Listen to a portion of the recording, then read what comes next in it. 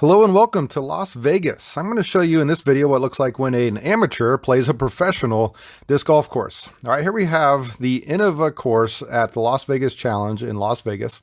And this is hole 1, 353 feet. However, if you were to go there and play when there's not the tournament, it's more about a 390 foot hole. And you can see right here, this is probably one of my better drives of the day as it nestles up there right next to the basket just outside of circle 1.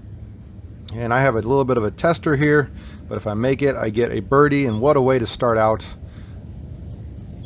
Let's see. Yes, I nailed it. That was the first take, so if nothing else, I think this video deserves a like because of that birdie. We'll see what happens from here on out though. So you can see that puts me at 1 under going into hole 2. Hole 2 is a 270 foot hole. This plays exactly like it looks here in the video from Jomez. Thank you to them for the drone flyover. And stepping up, this is very wooded compared to the rest of the course, and it's a little bit tricky. And of course I grip locked it and it nailed a tree over there on the right side, and I had to just lay up for a par. So no chance of the birdie on that one, even though it was a pretty short hole. Hole 3, this is one I was looking forward to playing on my way out there to Las Vegas. This is about a 260 foot over the water if you go the forehand route, which is what I'm definitely going to try. I could lay up to the right and just take an easy 3, but I wanted to see if I could get that birdie with the forehand route. And like any amateur, I throw it right into a tree and it goes out of bounds. So unfortunately I had to lay up there to take my bogey, and that puts me back to even through 3 holes. Hole 4 is 377 feet. Unfortunately, this hole is not available to play if you go play any time besides the tournament. And so since it's just 377 feet, I figure I could probably take a par, and that's what I gave myself. But I was not able to play hole 4. Hole 5, however, is definitely in play, and it's 666 feet. And this one, you have to throw quite the shot off the tee. Big anhyzer. There is out of bounds if it was tournament play on the left side. And so I threw a big anhyzer shot off the tee, and you can see here, after I throw this, that it actually went pretty well. Take a look at this shot.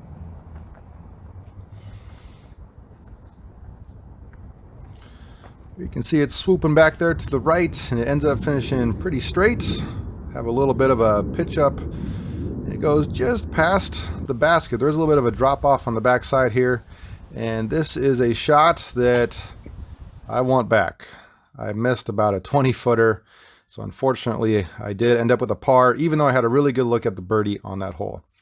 Hole 6 is the signature hole here at the Las Vegas Challenge over this water.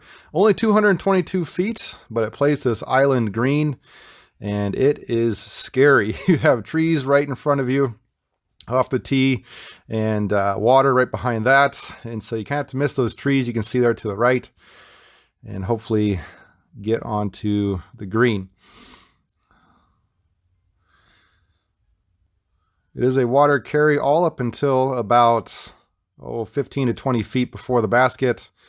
And I was a little bit of a wimp here, and I bailed out a little bit early and hyzered to the left. But this left me with a pretty easy pitch up to take a par, and I didn't lose any discs, so that's good.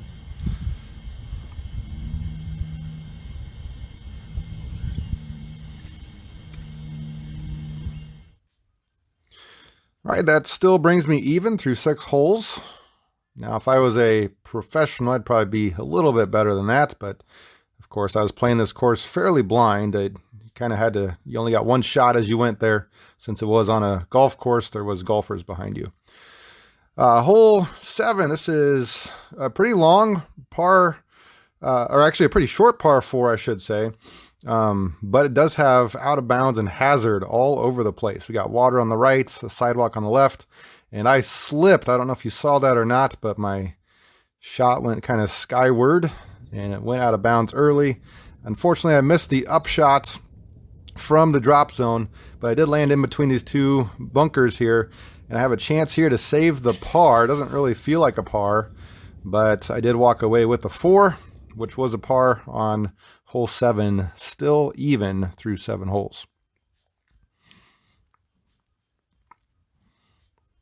Hole 8 is a pretty fun downhill hole. You start off over a little bit of water still, like we had on that last hole, 427 feet, and it does kind of drift back to the right.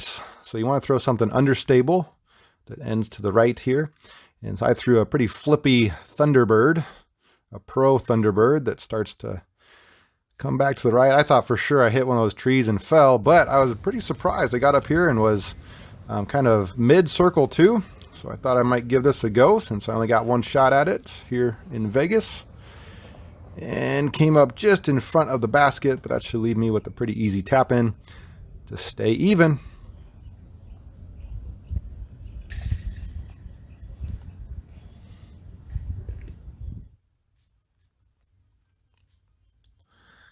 All right, moving on to hole 9. I gotta say, on this drone coverage right here, hole 9 doesn't look too terribly tight of a gap, but man, you step up to that tee and it is very tight. And then once you get out into the open here, you cross this golf fairway, and right next to the basket is a bunker that you got to go over, which I definitely did not remember that. So we'll see kind of what happens here, but I thought my best bet to get through this gap was a forehand roller. I had a pretty overstable, I think it's a PD3 I was throwing, and I think it hit a pine cone or something, shot way left. But I was out in the open for this shot here, and then I just toasted this shot way too far. As you can see, it drifts over the sidewalk. And then I don't know what I was thinking on this next shot. I kind of had a little bit of a brain fart. I played from the wrong side of the out of bounds. I think there was a guy behind me who was golfing, and he was trying to get through fast, and I didn't want to slow him up. But I should definitely be playing this from the left side of the sidewalk. I don't know if I would have made the putt or not, but unfortunately, since I went out of bounds, I am going to take a bogey 5 on this relatively easy par 4.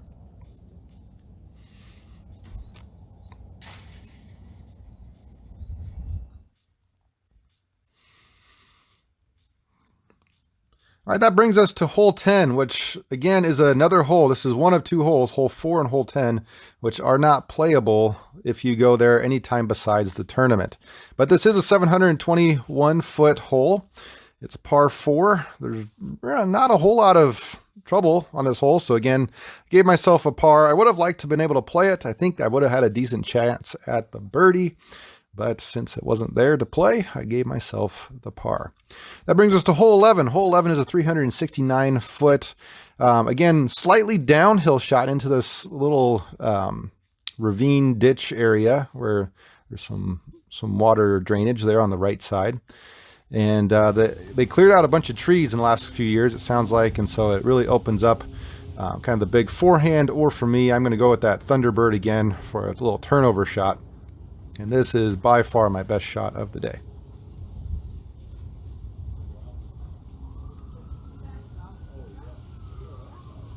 Little hyzer flip, and then right when it's hitting the ground, it starts hyzering back and slides within 5 feet of the pin. Absolutely parked. Super happy with that shot for the second birdie of the round. Again, bringing me back to even through 11 holes. Hole 12, this hole was almost 400 feet. Again, slightly downhill, but there's a little bit of a hill right in front of the tee box, so it was pretty tough to film. And so I have a shot here, I think, of my form. I slowed this down just a little bit, and you can check out the form that I was using. I did not get to follow flight of this hole, unfortunately. But you can see here that my form was okay, and it got me all the way up here right outside of the circle for a chance again at another birdie. Nice jump putt. Oh, but just hits right side chains and falls out. All right, we are turning back now to the sun, and so these next few holes are going to be, it was starting to become nighttime there, so the sun is really shining in our face. Here, hole 13 is a 387-foot par 3, and this is pretty uphill. You're kind of starting a little ravine there, and you try to hyzer up over, and my game plan was just to land in the middle of this golf fairway and then pitch up, try to avoid this bunker and get a tap in 3. Again, that sun was getting pretty bright here, and so I'm just going to try to take my Pro Thunderbird is what I was throwing, and throw a nice controlled hyzer around that tree. I must say I did a decent job, barely avoiding that tree there on the left, landing right in the middle of that golf fairway. Only had about 8 discs with me there on that trip, and so luckily I didn't lose any. But unfortunately, I did throw this shot right into the bunker on that upshot, but easy tap in for the bogey 4. So that puts me at 1 over now through 13 holes. And we are on to a very long 798-foot par 4 on hole 14. I probably cannot get there, especially with this out-of-bounds golf green that you see right here in front of the basket in 2 shots. And so I'm going to definitely play for a par.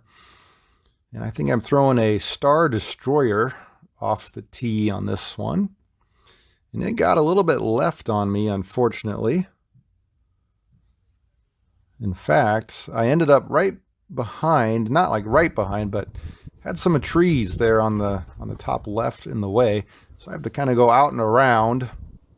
And it's probably a good thing I did. I think I'd end up on the golf green if those hadn't been there. And I must say I was playing this a little bit blind, like I said earlier. And so I just missed that golf green by a few yards. Easy pitch up and then a tap in for the par. This is one of those holes again where if you had a little bit more time, it might be a little bit more attackable for an amateur to get a birdie on this hole, but I will walk away with my par and be happy with 4 holes left. Next hole is hole 15. This is a 439-foot par 3. This ends a little bit to the right. It's slightly downhill, and of course the grass there is very fast. I honestly, off the tee, didn't quite know where this one was, so I was just trying to throw as straight as possible again with that Thunderbird, try to hyzer flip it. You can see it went pretty far, at almost 400 feet. Then I have just a little easy pitch up here, right next to the basket, and that'll be a really easy par.